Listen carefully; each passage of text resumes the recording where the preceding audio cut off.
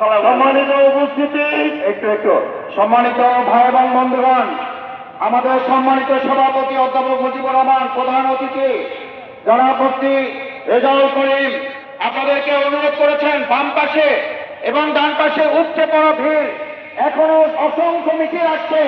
আমার হাতের ডান পাশে ঢুকে গিয়ে খালি আছে, আপনারা কি সহযোগিতা করতে রাজি আছেন? এখানে কোনো চাপ দেওয়া যাবে না, ভাইয়েরা অসুস্থ হয়ে যাচ্ছেন, স্বেচ্ছাসেবক বিভাগ কুলাতে পারছে না, হিমশিম খাচ্ছেন। আপনারা মেহরবানি করে আমাদের সামনের ময়দানে দক্ষিণ পশ্চিম পাশে যে জায়গা আছে, এখনো অনেক মিছিল অপেক্ষমান আছে, ঢুকতে পারছে না।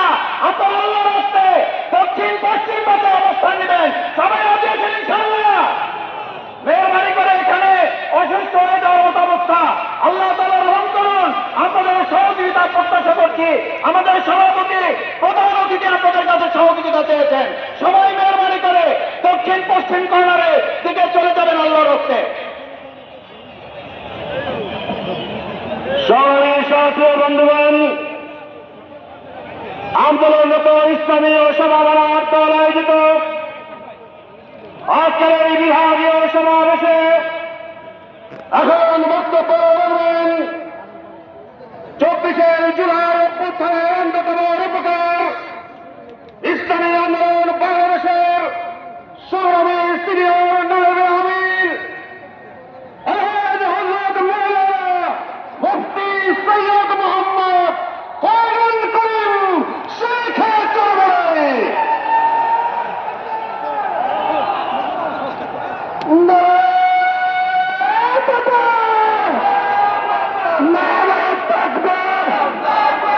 সমাবেশের পক্ষ থেকে নারা তাকবীর, নারা তাকবীর।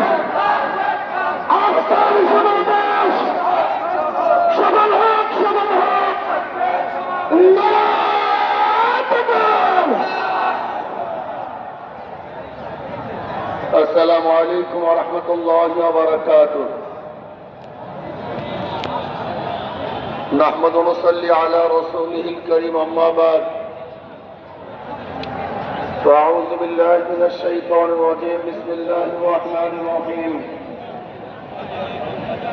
ولا تهنوا ولا تحزنوا وأنتم الأعلون إن كنتم مؤمنين صدق الله العلي العظيم সবাই পড়ে সাল্লাল্লাহু আলাইহি ওয়াসাল্লাম। 8 দলীয় কর্তৃক আয়োজিত আজকে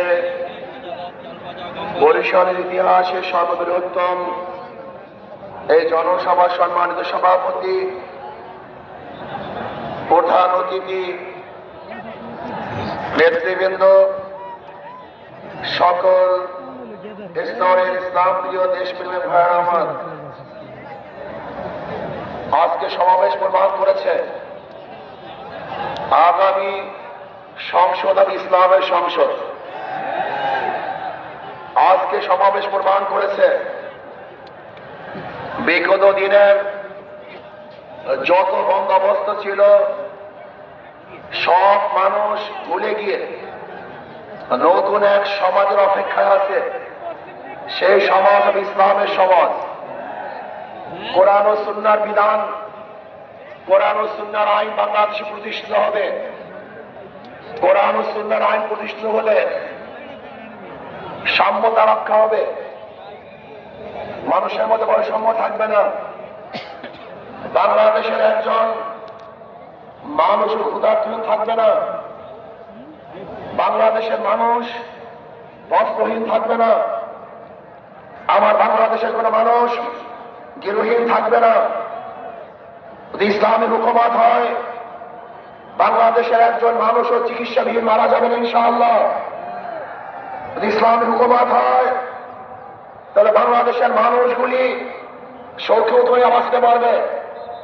এই ভূখণ্ডের দিকে কেউ আঙ্গুল তুলে তাকাতে পারবে না।